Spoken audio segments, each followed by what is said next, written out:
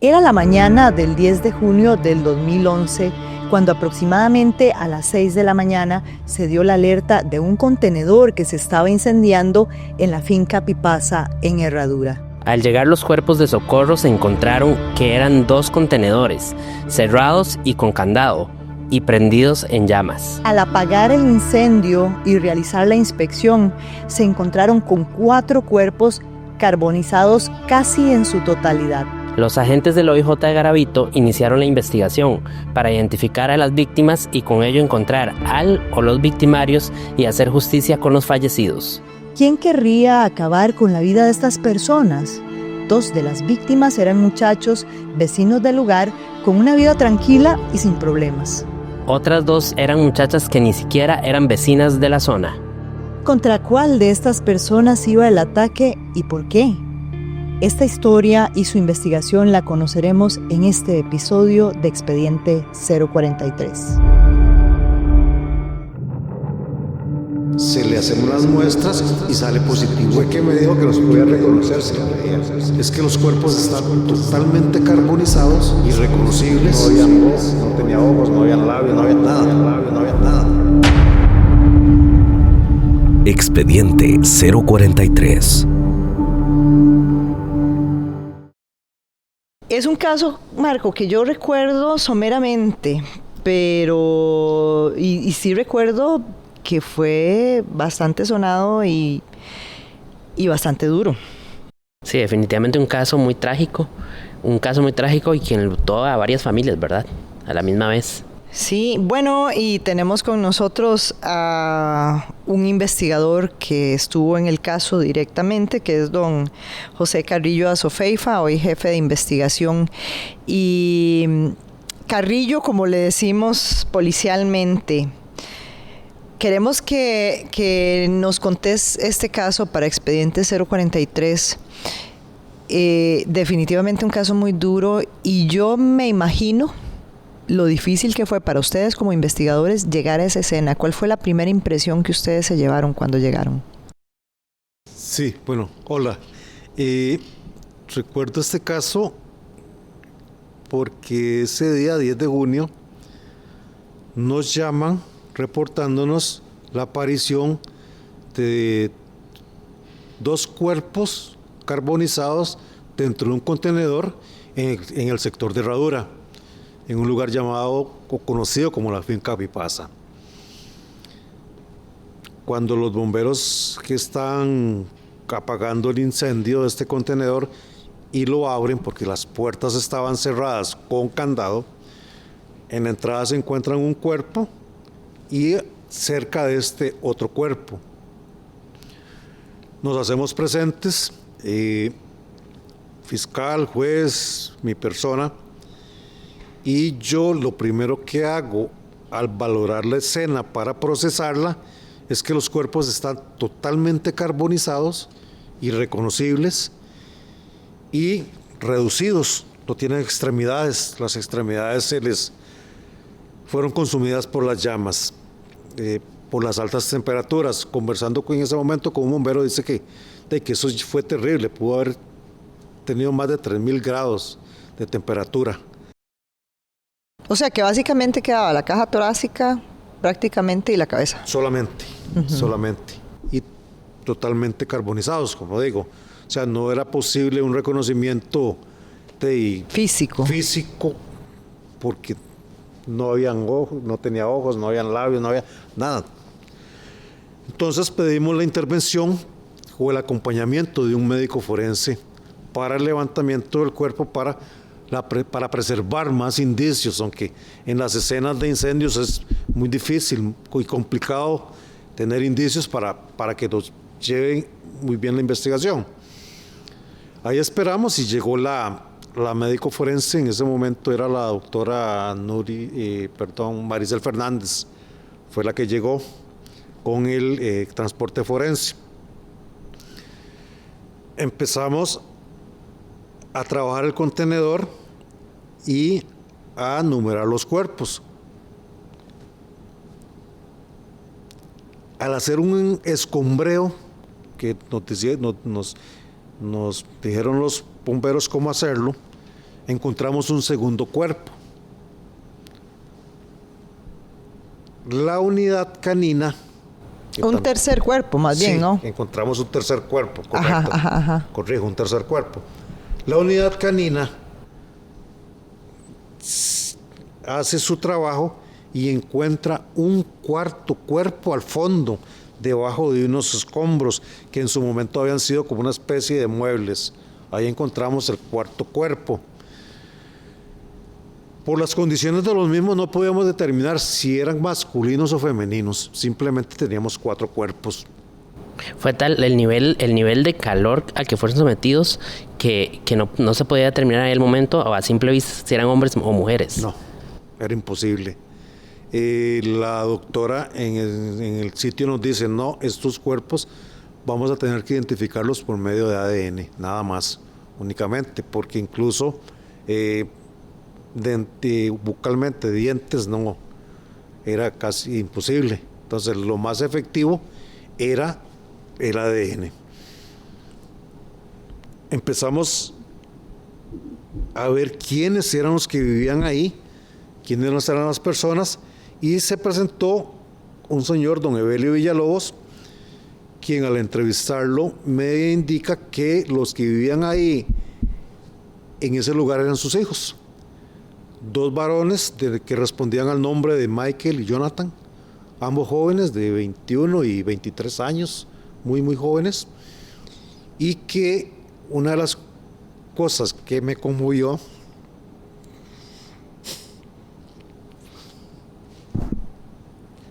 fue que me dijo que los podía reconocer si los veía. Imposible. Sí. Imposible. Eso llega. Sí, claro. Por el dolor de padre. Sí, tranquilo. Yo creo que es una situación difícil. Eso es parte de lo que viven los investigadores a la hora de llegar a una escena como esta. Ok, ya tenemos una posible identificación de 2 de los fallecidos, gracias a don Evelio. A don Evelio lo traemos a bioquímica, hoy llamada genética forense. Se le hacemos las muestras y sale positivo con los 2 cuerpos de sus hijos. Entonces ya tenemos los 2 masculinos.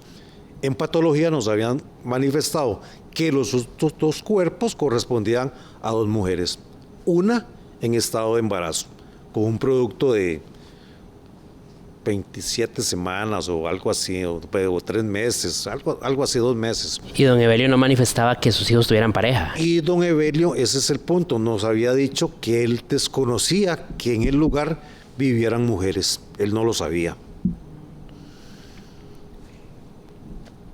Empezamos a revisar la base de datos de mujeres desaparecidas en la zona de Garavito y no teníamos, en todo el Pacífico, y no teníamos mujeres reportadas como desaparecidas. Empezamos, a mí me asignan el caso de este homicidio, de este cuádruple homicidio. Entonces yo me dedico a entrevistar varios vecinos cercanos a los hermanos Villalobos. Ahí nos empiezan a decir de que ahí estaba viviendo una muchachita que respondía al nombre de Camila. Era lo único que teníamos de Camila. Que Camila estuvo viviendo en Jacó y que acostumbraba a ir a Herradura, a ver el atardecer, etc. Entonces empezamos a visitar varios negocios de Herradura y en uno de ellos nos indican que sí, que efectivamente la muchacha el día anterior, la noche anterior, o sea el 10, había andado con otra muchacha bajita, de tez blanca, cabello rizado, negro, y que estuvieron en una soda comiendo y que después en horas de la noche se habían ido. Que en esta soda habían estado con 2 muchachos de ahí de la zona. Identificamos a los muchachos, los entrevistamos y efectivamente nos dicen que Camila había estado con ellos, que ellos las habían invitado a comer y que habían quedado de verse al día siguiente, o sea, ese 11 de junio en horas de la mañana en la playa. Que cuando ellos se enteran, que ellos sí sabían que Camila estaba viviendo en La Pipasa con los hermanos Villalobos, que cuando ellos se enteran en horas de la mañana del 11 que había un incendio de uno de los contenedores, inmediatamente asociaron que una de las víctimas podría haber sido Camila y la muchacha junto con los hermanos Villalobos. Estos sujetos, estas personas nos dicen que Camila había tenido una relación sentimental con un joven en el sector de Jacó, que estuvieron viviendo en unas cabinas, y efectivamente vamos a esas cabinas, ubicamos al muchacho, lo entrevistamos y él nos da el nombre completo de Camila. Al tener el nombre completo de Camila, nosotros lo que hacemos es visitar a los padres. Ubicamos a la madre aquí en el sector de Heredia, venimos a entrevistarla y ella nos dice que sí, que efectivamente tiene una hija que se llama Camila, que es una menor de 14 años, que estaba en el sector de Jacó, que todos los días le hablaba por teléfono y que desde el 11 de junio perdió todo contacto con Camila. Que le preguntó a amistades que no le daban razón de ella, le preguntó al exnovio, tampoco le daba razón de ella, y que cuando ella ve la noticia ese 11 de junio del incendio ahí en La Pipasa, ella desconocía que Camila estuviera viviendo en ese lugar, ella presintió que una de esas víctimas podría haber sido su hija. A esta señora también, doña Shirley, creo que es que se llama, la llevamos a San Joaquín, le hacemos pruebas de ADN y sale positiva. Con una de las víctimas. Con una de las víctimas, con Camila. ¿Ella había hablado días antes o un día antes? Porque, si no estoy mal, el 10 de junio fue que lo encontraron, el día que los encontraron. No, el 11 en la mañana. El 11 en la mañana, porque eso sucedió el 10. El 10 fue el último día que tuvo ella contacto con Camila. Ok. Ya teníamos identificadas las 3 víctimas. Nos hacía falta una. Una de las cosas o una de las situaciones que también que lo afectan a uno es que esta muchachita o esta niña Camila pues estaba embarazada. Entonces ya no podíamos estar hablando de 4 víctimas, sino que estábamos hablando de 5 víctimas. Que tenemos 3 víctimas identificadas, nos hace falta una cuarta que es una mujer, de acuerdo a los resultados de autopsia. Empezamos a contactar a los compañeros de delitos varios aquí en San José para determinar si ellos tenían una persona reportada como desaparecida con las características que nos habían dado las personas que habían visto la noche anterior a Camila con esta muchacha que se hacía llamar María Félix. Una investigadora de aquí de San José nos dice que efectivamente que ella tiene una persona reportada con esas características de nombre María Félix. Es que ella, yo creo que se hacía llamar María Fernanda, pero el nombre era María Félix. Sí, correcto, era María Félix, se hacía llamar María Fernanda Sánchez, creo que era el apellido. Sí. Contactamos a los padres de ella y les explicamos la situación. Los padres también nos dicen que perdieron todo contacto con su hija, que la habían enviado a Jacó como protección porque María Félix, la pareja de ella, sujeto de nombre Olger, la agredía y estaba dentro de un ciclo de violencia doméstica, que el sujeto la agredía, la amenazaba de muerte y que ellos la habían enviado a Jacó como una medida de protección y se habían dejado a las 2 niñas de María Félix bajo la custodia de ellos. Llevamos a los padres a genética forense y resultan positiva la cuarta víctima con ellos. O sea, la cuarta víctima era María Félix Sánchez. Ahí cuando ellos les manifiestan este tema de la violencia, ahí se encienden alarmas para ustedes como investigadores. Claro, Marco, claro que se encendieron las alarmas porque cuando ya tenemos identificados a los hermanos Villalobos, tenemos identificados a Camila y tenemos identificada ya a María Félix, y al hacer la victimología no encontramos relaciones entre ellos, al menos entre Camila y María Félix. no encontramos una relación que se prolongue en el tiempo de amistad o de conocidos, nada de eso. No encontramos una relación igual entre María Félix y los hermanos Villalobos.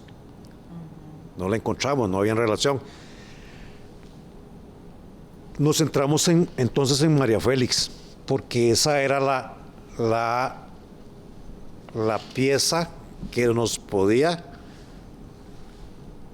resolver el caso, por lo que nos dicen los padres, violencia doméstica, que todos sabemos en qué terminan estas situaciones.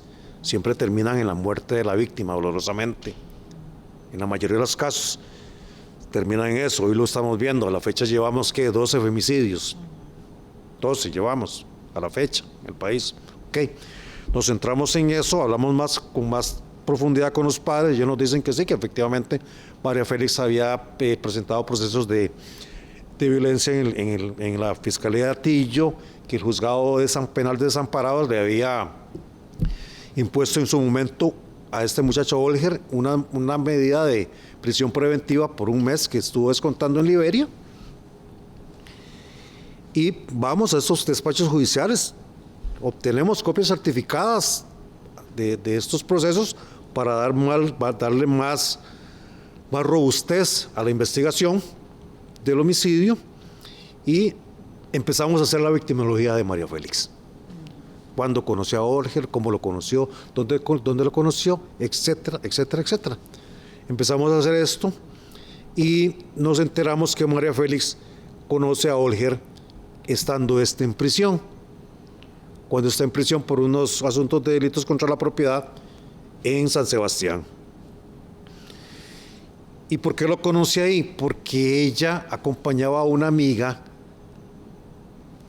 a este centro penal, porque la amiga tenía a su pareja sentimental detenida ahí. Entonces ella la acompañaba para que la amiga no fuese sola. Y en una de esas visitas, María Félix es cuando conoce a Olger. Cuando sale de prisión en noviembre, a principios de noviembre, empieza a convivir con María Félix. En noviembre del 2010. Del 2010, correcto. Ajá. Ya empieza a convivir con María Félix. Y desde ahí empieza el ciclo de violencia. De acuerdo a lo que nosotros logramos determinar con el estudio de los procesos penales de violencia doméstica y el incumplimiento de medidas. Entonces vemos que desde noviembre del 2010 este sujeto empieza ese ciclo con ella, que llega a un punto que en junio ya los padres es cuando deciden mejor sacarla de aquí de San José y enviarla para Jacó. De hecho, ellos la llevan a la parada de la Coca-Cola, esta parada conocida popularmente así, y la montan en un taxi colectivo y ella se va para Jacó el 10 de junio. Eso te iba a preguntar, el 10 de junio. O sea, el 10 de junio, un día antes de que aparecieran los cuerpos. Ajá. Los cuerpos aparecen el 11 de junio en la mañana. Y ellos se la llevan y la mandan para Jacó sin decirle a Olger, sin decirle a nadie. ¿Por qué? Porque ellos sabían los antecedentes de Olger, que había estado en prisión, muy violento, sin trabajo, con sus vicios, etcétera. Entonces ellos, por proteger a su hija, la mandan a Jacó.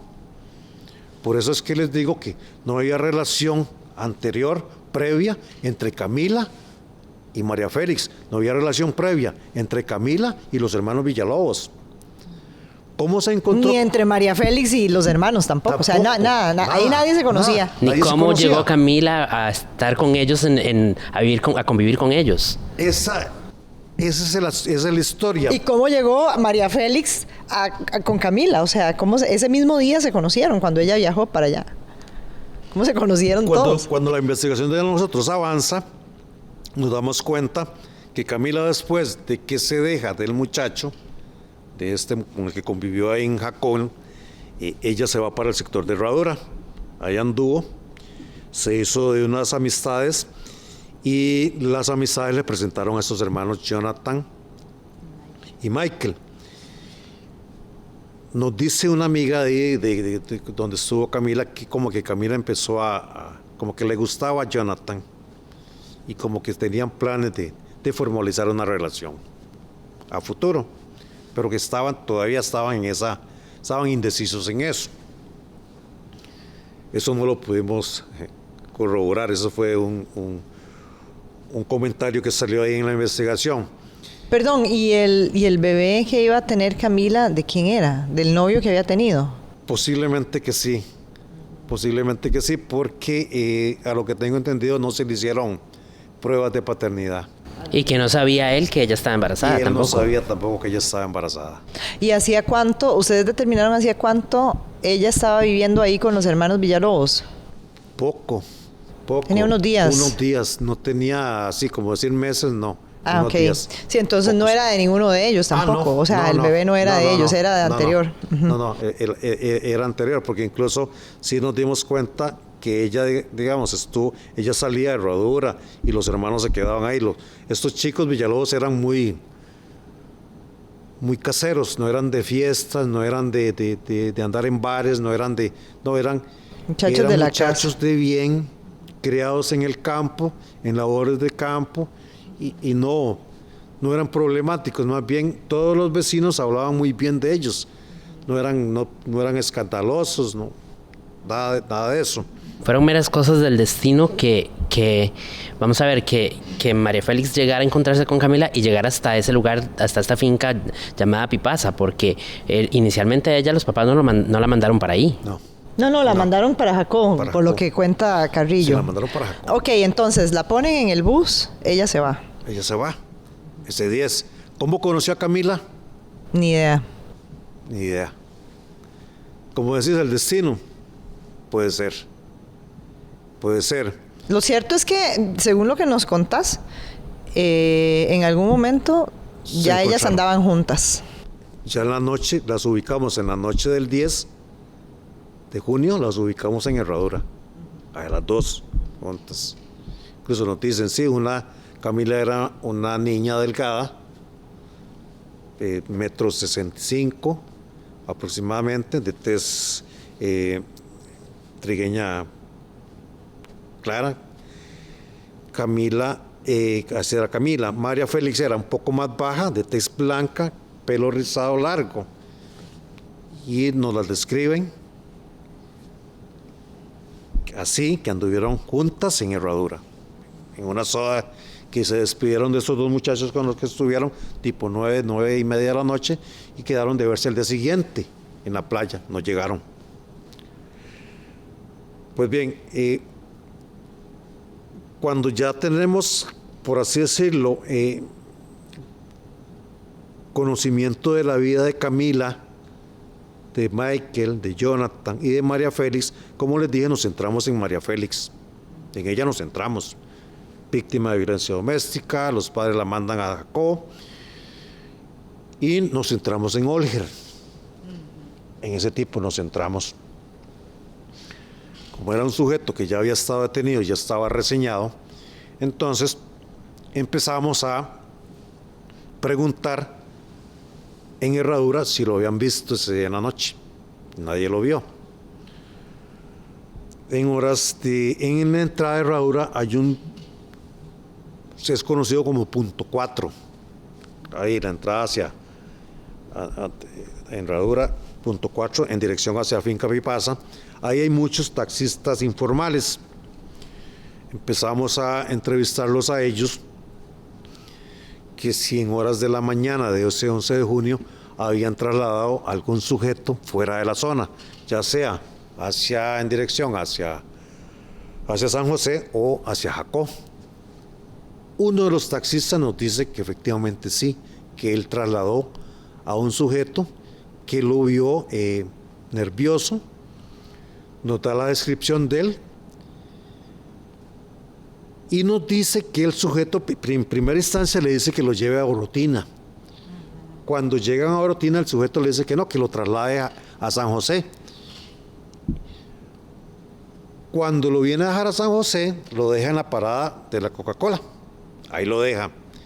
Y el sujeto le dice que él no anda dinero, que lo que anda son 5,000 pesos, se los da y le cancela el resto del viaje con un par de tenis y con unos teléfonos celulares. ¿Ok? Entonces yo le pregunto al taxista que si él todavía mantiene los teléfonos y las tenis. Me dice que los teléfonos sí los tiene, pero que las tenis las va a buscar porque se las había dado un familiar. ¿Ok? Posteriormente le secuestramos los teléfonos y después le secuestramos las tenis. Con el papá de los muchachos, de Michael y Jonathan, y un hermano de él, hacemos un reconocimiento de objetos. Y de los teléfonos logran reconocer uno. Uno de los teléfonos lo logran reconocer. El otro teléfono... Como que le pertenecía a uno de ellos dos. Que le pertenecía a uno de los hijos. El otro teléfono que reconocen no era de los que le habíamos secuestrado al taxista. Pero dato curioso, ese teléfono era de la misma marca, modelo, solo que de diferente color al que le habíamos decomisado al taxista. Es muy parecido, entonces era lógico que... Es parecido. Entonces ahí logramos determinar que efectivamente Olger sí había estado ahí. A la mamá de Camila le pedimos el número de teléfono y le hicimos un análisis de llamadas entrantes y salientes un día antes, durante y después del evento. Eso es lo que yo acostumbro a hacer en mis casos. Y había un teléfono ahí que nos llamó mucho la atención. Le consultamos a todos los familiares y los papás de María Félix no nos dijeron de quién era el teléfono, no lo conocían. Ese teléfono lo consultamos y resultó que estaba a nombre de un hermano de Olger. A nombre de un hermano de Olger estaba el teléfono registrado. Posteriormente nos entró al Centro de Información Confidencial un reporte donde nos señalaban a Olger como el responsable del homicidio y manifestaban en este reporte muchos elementos que alguien muy cercano al homicida podía conocer, porque se decía en este reporte cosas que no conocía la prensa, que no sacamos a la prensa. Eso me llamó mucho la atención y me dieron más elementos de centrarme más en Olger. Recuerdo que el taxista le había dicho le había preguntado a este sujeto cuando lo trae a San José, porque le veía unos pringues de sangre, y el sujeto le dijo que había tenido un pleito con unos negros. Pues, nada más. Continuamos con la investigación y empezamos a perfilar a Olger. ¿Quién es? ¿Por qué ha estado detenido? ¿De dónde es? ¿Qué hace? Etcétera. Y nos damos cuenta que es de aquí de San José el sujeto, que ha estado detenido por delitos contra la propiedad, aparte del asunto con María Félix por el incumplimiento de medidas. Y para ese momento nos enteramos que Olger está detenido en el centro penal de la Marina de San Carlos por una tentativa de homicidio. Era un sujeto violento, entonces, sí, bien violento. Correcto, era un sujeto violento y nos enteramos que está ya detenido por una tentativa de homicidio, de un asalto a una persona adulta mayor que lamentablemente posteriormente falleció producto de esas heridas. A los meses la víctima fallece y entonces trasladamos a Olger de la Marina a Jacó para hacer el reconocimiento en rueda de personas con el taxista que había trasladado el sujeto en horas de la mañana de ese 10 de junio a San José. Hacemos la diligencia con el fiscal, defensor y demás y salió positivo el taxista. Mes y días después lo reconoce positivamente, que ese es el sujeto que trasladó a San José que era Olger. En algún momento Olger, en ese mes después que pasó de que los encontraron a ellos calcinados, había manifestado o se había jactado de que él había matado personas, o él en algún momento le manifestó eso a alguien. Mira, el reporte del psico lo manifestaba eso, que este sujeto hacía alarde de que había matado a 4 personas y las había golpeado, que a una le había sacado un ojo con un tenedor, etcétera, etcétera. Nunca supimos, porque por eso se llama Centro de Información Confidencial, nunca supimos quién fue la persona que hizo el reporte. Esa es la garantía que tenemos con el centro, esa es la confianza que le da a la población. Porque si no hubiéramos sabido quién había dado ese reporte, tengan plena seguridad que lo hubiéramos entrevistado. Claro. Como un testigo más. Y en todo esto, en toda esta investigación, que fue muy ardua, pero que fue muy expedita, lo pudieron sacar muy rápido ustedes el caso, se pudo determinar si él los había matado antes de prenderle fuego al contenedor.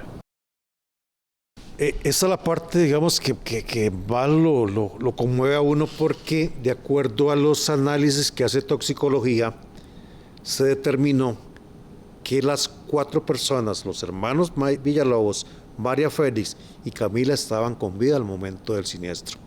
O sea, fueron quemados vivos. Qué terrible. Eso se determina por medio del CO2 en sangre. Ahí te va a decir si la persona durante el siniestro estaba ya fallecida o está con vida. Ellos estaban vivos. Es una pericia que se hace de manera científica cuando se hace la autopsia. Correcto, es una pericia conexa a la autopsia. Esta la hace toxicología propiamente. Claro, perdón Mari, porque por el estado de los cuerpos no se podía determinar si tenían heridas, golpes. Por el mismo estado de los cuerpos no se logró determinar que tuvieran heridas punzocortantes o de arma de fuego, de proyectil de arma de fuego. Se descartó el arma de fuego en principio porque todo cuerpo, por norma general, cuando viene así, lo pasan por rayos X ahí en patología para ver si tiene plomos adentro. Eso se descartó, no se pudo determinar si tenían heridas cortantes, punzantes, si tenían golpes contusos, si tenían fracturas, nada de eso se pudo determinar. Manera de muerte, homicida, causas, el fuego, la asfixia, posiblemente antes de que se quemara el cuerpo. Pregunta, ustedes en algún momento, ese 10 de junio, cuando llegan al lugar, ¿no ven como una posibilidad que haya sido que por alguna circunstancia X, de algo que ellos estuvieran haciendo, se hubiera prendido fuego? Digo, de una vez, de buenas a primeras, ustedes determinaron que la manera de muerte era homicida. Sí. ¿Y por qué? Vamos a ver. Los cuerpos los encuentran los bomberos dentro de un contenedor que había sido acondicionado como vivienda. Muebles, cama, etcétera. Pero no cocina, de acuerdo a lo que nos dijo el papá de don Evelio. Ahí no cocinaban. Cocinaban en la casa que estaba frente a los contenedores. Y esos contenedores, si bien es cierto, tienen las tapas, las hojas estas para cerrarlos, los bomberos nos manifiestan que ellos, para poderlos abrir, tuvieron que cortar una cadena y un candado que estaba cerrando la puerta. Por fuera. Si alguien los encerró. Fueron encerrados, perdón. De hecho, la cadena y el candado estaban en el suelo, al pie de la entrada del contenedor. Se tomaron fotos, se evidenciaron y etcétera, al procesarse la escena. Por eso es que nosotros determinamos desde un principio que a esas personas las habían asesinado, que no fue un fuego casual, que no fue un fuego accidental, que no fue un cortocircuito, porque el contenedor ni siquiera tenía electricidad, no tenía electricidad, lo habían acondicionado como una forma como para estar ahí, qué sé yo, refrescando, porque es una zona muy caliente, muy, muy caliente. Entonces, y que ellos no se iban a encerrar solos y se iban a inmolar. O sea, no se iban a encerrar. Sí, no, era imposible, era además. Imposible. Por eso es que esta forma de asesinarlos muy cruel, muy, muy grotesca, muy violenta. ¿Y se utilizó algún tipo de combustible? ¿Bomberos logró determinar eso o no? Nosotros con el perro recolectamos unas muestras que se mandaron al laboratorio y el laboratorio sí determinó que se usaron acelerantes, posiblemente gasolina. Y hay algo también que me llama la atención, porque son 4 personas contra 1. ¿De qué manera pudo haber abordado Olger a las víctimas que no tuvieran la opción de defenderse, verdad? Él no comentó nada después, digamos, ya de la manera en que lo hizo. No, vieras que más bien este sujeto a mí sinceramente me repugna en todo el juicio que se hizo. Hacía espectáculo, gritaba, pataleaba, escupía, no respetaba ni al defensor, conflictos con el tribunal, incluso se le tenía que llevar a juicio, esposado y contenido con cintura y en los pies, porque él levantaba el postrador y a veces tenían que sacarlo alzado. O sea, un tipo muy repugnante. Y muy joven, ¿verdad? Sí. O sea, para cometer todos estos actos y todo lo que es alrededor de la vida de él, era una persona muy joven. Sí, prácticamente Olger al momento de los hechos tenía 26 años, de acuerdo a como lo perfilamos. Y con eso que me preguntas, ¿cómo pudo haber dominado 4 personas? Él solo. Yo siempre me respondí que Olger, que era un sujeto que ya había estado preso, ya había estado en una cárcel, y eso, crean o no, intimida a algunas personas. Tal vez hoy en día no, por lo que estamos viendo a diario, pero en el 2010, 2 chicos de campo, una niña de 14 años y María Félix De 23. de 23, que vivió en carne propia todo ese ciclo de violencia con el sujeto, pues fácilmente los va a dominar, fácilmente. ¿Y a quién vas a dominar primero? Perdón, María, ¿a quién vas a dominar primero? A los hombres, que te pueden presentar algún grado de dificultad o de repeler un ataque. Entonces dominas primero a los hombres. María Félix, él sabía que María Félix no iba a intervenir porque estaba bajo el ciclo de violencia. Y Camila era una niña, viene conociendo a María Félix y se le presenta a Olger con ese grado de violencia, pues la va a intimidar. De hecho, el cuerpo de Camila es el último cuerpo que encontramos y es el cuerpo que encontramos al final del contenedor. Ella intentó huir, tal vez, o... Correcto, a refugiarse porque estaba debajo de unos estructuras, ya, que habían sido unos muebles. O sea, ella trató de esconderse, de huir, de evitar el ataque. ¿Cómo encuentra Olger a María Félix?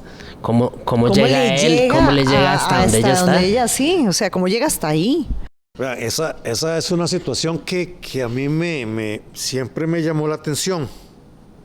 María Félix no tenía teléfono. Cuando los padres la mandan a Jacó, la mandan sin teléfono. Ella se comunicaba con ellos por teléfonos prestados, que alguien le prestara o algo así, decían ellos. Pero ese 10 la mandan sin teléfono, ese 9, perdón, la mandan sin teléfono, el 9 de junio, para Jacó. Cuando nosotros le hacemos el estudio al teléfono de Camila, que yo les hablé de que ella había un número de teléfono con muchas llamadas, muchas llamadas de ese 9 de junio, determinamos que ese teléfono está a nombre de un hermano de Olger. ¿Okay? Entonces, llegamos a la conclusión de que fue María Félix la que llama a Olger. Es ella. Desde el teléfono Desde el teléfono de Camila. O sea, se registraron en ese lapso de esa noche casi que a la madrugada, que es cuando logramos determinar que es cuando ya llega Olger a Herradura, por medio del movimiento del teléfono y de las llamadas. Había más de 190 llamadas, 190 y algo llamadas, del teléfono de Camila al teléfono de Olger, y después del teléfono de Olger al teléfono de Camila. Había un flujo de llamadas. Entonces, ¿qué nos dice esto? De que que María Félix empezó a llamar a Olger del teléfono de Camila. ¿Y para qué? Ni idea. Ni idea, Mari. El asunto aquí es que ese ciclo de violencia que viven las víctimas. Sí. Es eso, a veces no se dan cuenta ellos de las consecuencias que pueden llegar a sufrir, porque muchas víctimas están con el que va a cambiar mañana, le voy a dar otra oportunidad. Y pregunto, porque, a ver, sería muy extraño, a mí no me cabe, ¿verdad? Aunque en el ciclo de violencia todo puede pasar, pero que María Félix le haya dicho, mira, estoy aquí en este lugar, exactamente. Ustedes, digamos, mediante la investigación con las personas que entrevistaron y todo, no determinaron que Olger fuera a preguntar por ella, o sea, por ellas, o sea, decir, es que ando buscando a fulanita de tal, pero no sé exactamente, me dijo que estaba por aquí, pero no sé exactamente dónde está, o sea, nadie les habló de Olger. Nadie, a excepción del taxista que los saca de la zona ese día en la mañana. ¿Y cómo llegó Olger hasta la finca Pipasa? Tampoco tienen idea de cómo él llegó hasta ahí. Pero tenía el punto exacto para llegar. Exacto, es que eso es lo raro. Y además determinó, o sea, Carrillo, además del punto exacto, exactamente la casa, porque pudo haber tenido como un punto de referencia por ahí, pero exactamente la descripción de dónde era que estaba. O sea que quizás en algunas de todas esas llamadas, si no estoy mal, 191 llamadas hubo entre esos dos teléfonos, y pues él logró sacarle o ella le dijo cómo llegar al punto. Una de las líneas nuestras que yo me hice fue que al ver que María Félix llamaba a Olger, muy posiblemente ella lo pudo haber estado esperando ahí en la entrada a Herradura, ahí en este lugar que se llama Punto 4. Pues muy probablemente le dijo, te voy a esperar aquí, porque ese punto queda sobre carretera principal. Entonces, probablemente ella pudo haber estado ahí esperándolo a que llegara. Ella lo llevó hasta donde es posible. Es muy probable. Es una posibilidad. Es muy probable que ella lo haya llevado allá a Pipasa. Sí, quizás mediante engaños de que tal vez estaba arrepentido, de que había cambiado, de que quería verla, que hablaran, todo ese tipo de cosas que se dan en los ciclos de violencia. Claro. Sí, de alguna manera él logró endulzarle el... Sí. Y ella decayó, posiblemente con la idea de que tal vez sí, él iba a reaccionar porque ella se había ido. Sí, y entonces ya fuimos a juicio y este sujeto fue condenado a 144 años de prisión. Wow. Actualmente está descontando prisión, aparte de la condena que tiene de San Carlos. Por la tentativa de homicidio. Que se convirtió en homicidio, sí, porque la persona murió después. Aquí, ya en todo este punto de la investigación y todo, ya ustedes podían determinar que se estaba ante pues la muerte de María Félix, que era el objetivo, y 3 víctimas colaterales. Correcto. 4, porque al final el bebé es otra 4 víctima. Cuenta 4 víctimas colaterales y María Félix. Cuando nosotros empezamos a investigar este caso, al ver la relación María Félix Olger, por medio de los testimonios de los padres, inmediatamente empezamos a trabajarlo como un femicidio con víctimas colaterales, como bien lo dices. Así empezamos a trabajarlo y no como un simple homicidio. Carrillo, bueno, es una historia ¿verdad? Bastante trágica. Piensa uno qué irónico, como decía Marco ahora, porque al final esta muchacha fue hasta allá llevándole la muerte a todos los demás, ¿verdad? Es como andar jalando la muerte, ¿verdad? Sí. Con ella en la maleta. Sí. ¿Qué les queda a ustedes del caso? O sea, uno finaliza, me imagino, como investigador un caso, ¿y qué les queda? Vemos, de alguna manera, y nos decís, que hasta la fecha todavía te cala, ¿verdad? Sí. Y después de toda la investigación, además de eso, hay una satisfacción. Es algo agridulce. Es agridulce. Dulce porque logras decirle a las familias que ahí lo tiene el responsable. Él fue el asesino de sus seres queridos. Y agridulce o agrio porque son vidas muy jóvenes. Muy jóvenes. Y aquí tenemos que ser claros.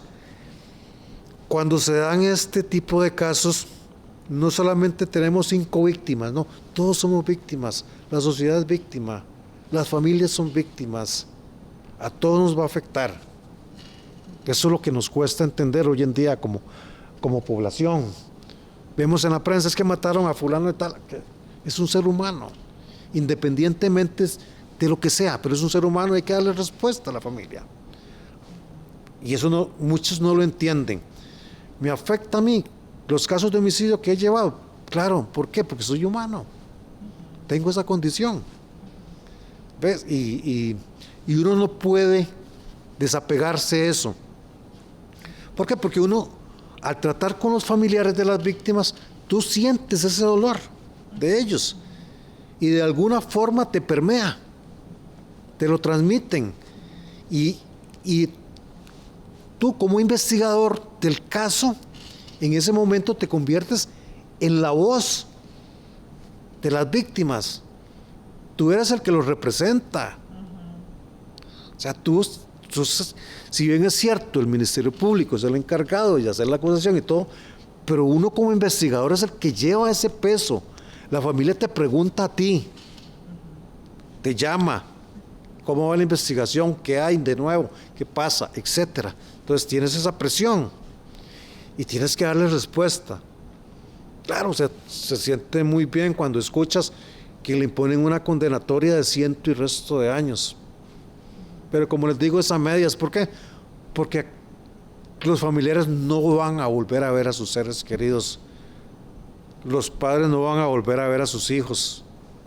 ¿Y los hermanos Michael y Jonathan tenían más hermanos? ¿O? Sí, tenían un hermano más. Tenían un hermano más. Que vivía con los papás. Que se había ido con el papá hacia la zona norte.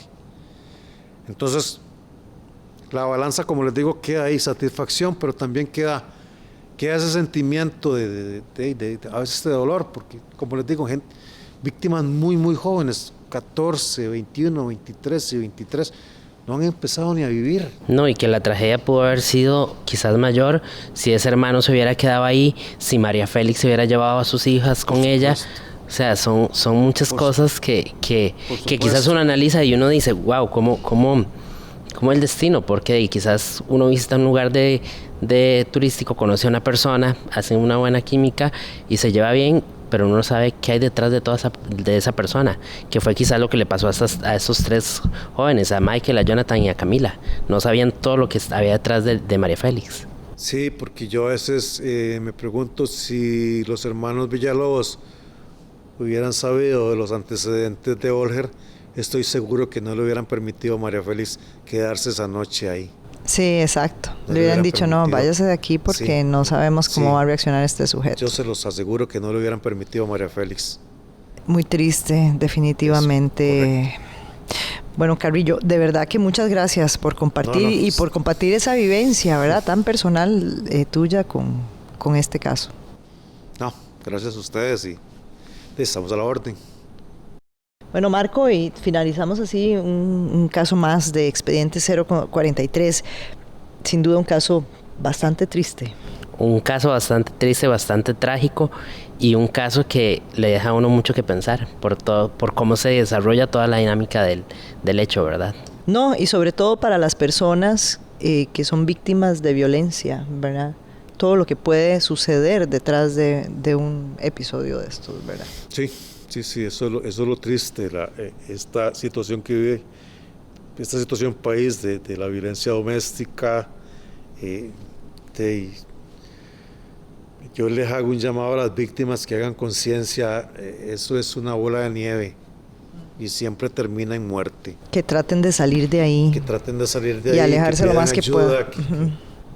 Sí, definitivamente. Bueno, pues finalizamos así y les prometemos un caso más de Expediente 043. Expediente 043.